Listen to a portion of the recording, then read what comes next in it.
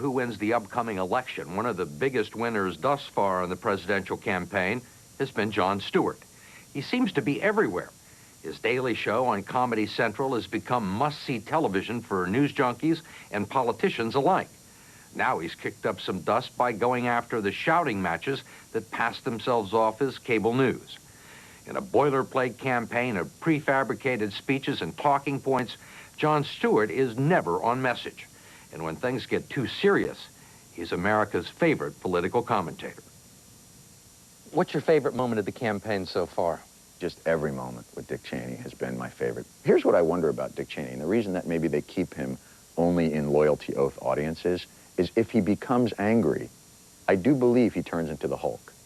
And so they try and keep people from questioning him because he'll just, what's that? The shirt rips and suddenly he has hair. So he's been my favorite because he just goes out there to a room full of supporters and says, you know, we're all going to die, right? You're going to die unless I'm in charge. What about Kerry? Kerry is, I think if he focuses, I think if he really, really focuses, he can defeat Nixon and I think have our troops out of Nam by 74. He is what Kennedy has wrought. John Kennedy, not Ted Kennedy. Ted Kennedy has wrought a whole other thing that has to do with not wearing pants and running around Palm Beach. He's Kennedy if you squint. You know, if you're not really paying that close attention. Sort of profiles in courage, profiles in might have been courage, profiles in, you know what I'm saying? Are you an equal opportunity skewer? We don't consider ourselves equal opportunity anythings because that's not, you know, that's the beauty of fake journalism. We don't have to, we travel in fake ethics. 4 nights a week, Jon Stewart presides over a comedy show that masquerades as journalism, deconstructing the day's events and the pretenses of television news by repackaging reality as a parade of the absurd. Just get to it! This is a global effort. We're facing a group of folks who have such hatred in their heart. Group of folks? We're facing a group of folks? A group of folks is what you run into at the Olive Garden. With the salad and the breadsticks and the soup. You know, George Bush thought he could play dress-up on an aircraft carrier.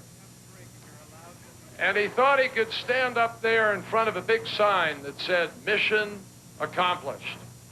And as I stand here in my borrowed work jacket, in front of a sign that says, "The real deal," I say to you, there is no irony in these statements. This summer, Stewart unleashed his team of crack reporters at the Democratic and Republican conventions. Stephen Colbert, Samantha Bee, Ed Helms, and Rob Corddry are all talented young comics and students of the tactics and postures of television news. Can you top me up here? Take this interview at the Republican convention in New York with a delegate from Montana. We're going to have a little time during the next few days, and we plan to tour your beautiful city. Have you had your picture taken with a black person yet? Well, I don't think so, but I wouldn't mind doing it. That's something you'd be willing to try? Why, certainly. There's plenty of them. I know. Do you have any of them in Montana? We don't, you know? We don't have any. In fact, I guess our kids were pretty old before they saw one. Then, from the podium of Madison Square Garden, there was Lynn Cheney's introduction of her husband, the vice president. While most of the boys I knew saw the charm of driving back and forth time and again between the two A&W root beer stands in our small town, Dick did not. And when practically everybody in Casper, Wyoming started doing the twist, I can tell you Dick did not. And when all those young men were forced to go to Vietnam, Dick did not. And while we're on the subject of candidate spouses, there was this, right after John Kerry's primary victory in Arizona. Kerry did seem uncharacteristically demonstrative after his win. Here he is giving one of his volunteers a big hug. Thank you so much. Embracing fellow Senator Ted Kennedy. And, of course, giving his wife, Teresa,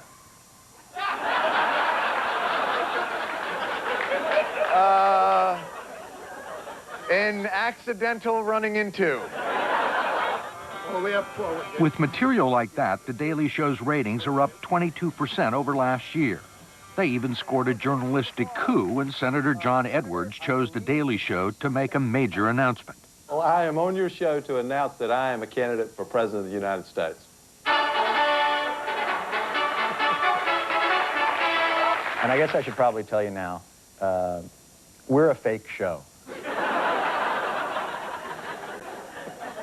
So I want you to know that this may not count. I saw John Edwards declaring his candidacy on your show. Yes. And by the way, very effective move. I thought... For him? Oh, wait, he's not the nominee. Oh, yeah, no, it was bad then. Yeah, that didn't work. He did it because he made a promise to us that he would, and he kept it. I mean, he doesn't understand this system at all. I personally had forgotten that he told me that because I'm so not listening to the guests when they're talking usually. I'm usually thinking about, you know, Next question. Love a cappuccino. But it was fun. It was fun for us. But we have a difficult time when we march up to that line of respectability. Hey, you looked a little uncomfortable. Well, I think access doesn't work for us. And by the way, it hasn't been working for the regular media either. Stewart expects to vote for John Kerry, but says that's not an endorsement. Just about every significant political figure has come on the show hoping to reach its young audience. The one notable exception, President Bush. Do you think he'll come on? Hold on. No, I don't think he'll come on. Why? He's busy running the country. But you'd like to have him on. The president? Probably not. It'd be very uncomfortable. All the the Secret Service people around. It's not even so much the drug dogs, because we're pretty good about hiding everything. What I would like to say to him, I feel like I wouldn't be able to, because he's the president. And the respect that I have for the office and for the person holding it, whoever it is, would be confining. But there are few constraints when it comes to crafting the comedy sketches, and almost everything is fair game. Do you do things on a rock? On a rock? Mm-hmm. Yes, sure. We call it Mesopotamia. How are you? Nice to see you. It's the, I think, defining issue of the day. Here in Najaf, the violence is just at a simmer, whereas here in Wazit and southern Al-Anbar, it's more of a quiet rage, which over here, John, is simply rage that's run out of ammunition. All across Iraq, there's only sporadic violence because they're almost out of people. Anything you feel like you can't do? I can't sing. Never been able to sing. I can't do voices very well. Every impression I do sounds the same. Can't dunk. Man, would I give anything to dunk. I was talking about material. I try not to do the unfunny stuff. That's the stuff I try not to do, but if you've seen the show, you see, it gets in. Hello. How are you? Nice to meet you. Stewart and his Daily Show staff have moved from fake news into fake history. There you go, sir. Thank you very much. America, Hey, the book, a citizen's guide to democracy in action. It's a twisted take on a high school civics book with lessons on things like the 5 interesting moments in Senate history and exercises like dressing the Supreme Court. That one got it banned from Walmart. Did you write it all by yourself?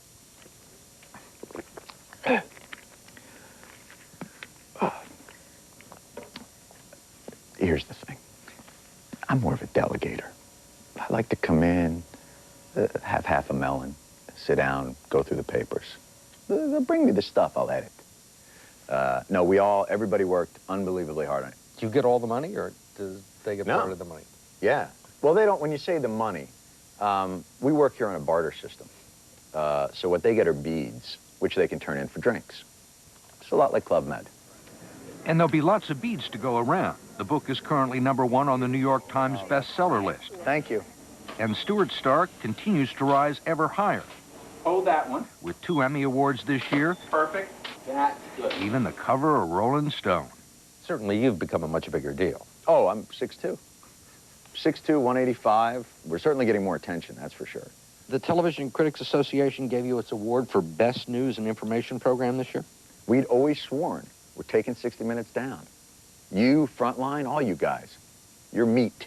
I think in some respects they were punking you, as opposed to praising us. Stewart did some punking himself after 60 Minutes Wednesday admitted it could not authenticate documents used in a report on President Bush's National Guard service. CBS issued a statement defending its reporting, but vowing to, quote, make every effort to resolve the contradictions and answer the unanswered questions about the documents. Among those unanswered questions, why the didn't you check them before you broadcast it?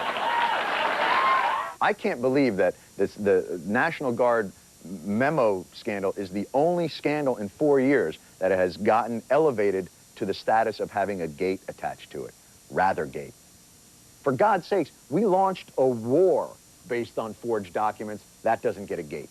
How do you not get a gate out of that? Dick Cheney's old company does business with Iran in an offshore Cayman Islands group. No gate. Nothing. Do not listen to this guy or this guy. While Stewart makes his living doing fake news on Comedy Central, which is owned by the same company that owns CBS News, he has real opinions about real news, especially the 24-hour cable variety, which he thinks produces more heat than light. It is what has become rewarded in political discourse is the extremity of viewpoint, because people like the conflict. Conflict, baby, it sells. Crossfire, hardball, shut up, you shut up. So when Stewart was invited to appear on CNN's Crossfire earlier this month, he decided to withhold his humor, express those opinions, and provoke a little conflict of his own. You have a responsibility to the public discourse, and you need to get fail a job at a journalism miserably. school, I think. You need to go to one. The thing that I want to say is, when you have people on for just knee-jerk, reactionary talk... Wait, I thought you were going to be funny. Come on, be funny. No, I'm not going to be your monkey.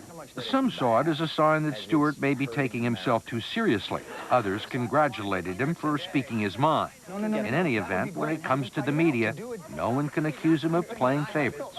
Fox has the phrase fair and balanced, and journalists wring their hands about that. How can they say it? Those bastards, they say fair and balanced, but they're not. I watch it. It's not. It makes me so mad. Well, CNN says you can depend on CNN. Guess what? I watch CNN. No, you can't. I watch it all the time. So your slogan's just as misleading as theirs. We don't have a slogan. You actually do. What is it? May cause drowsiness.